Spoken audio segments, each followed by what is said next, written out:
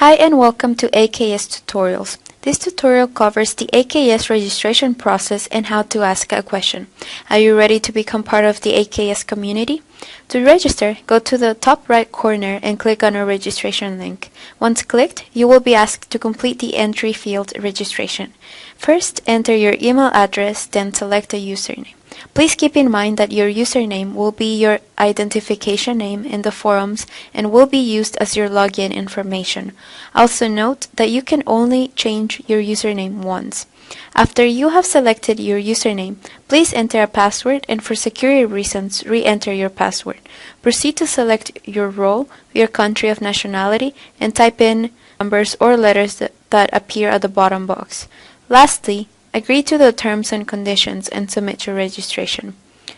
When your registration is submitted, please check the email you provided and look for a confirmation email from Control Systems Applications to verify your email address.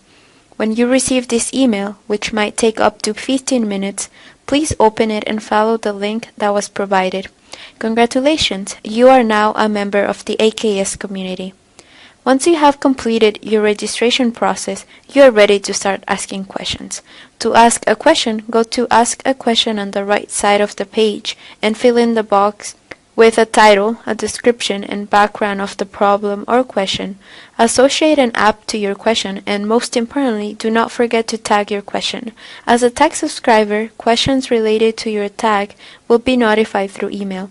By entering the initial characters of the tag field featured with Type Ahead functionality will suggest available tags in the database, making it easier to pick appropriate tags.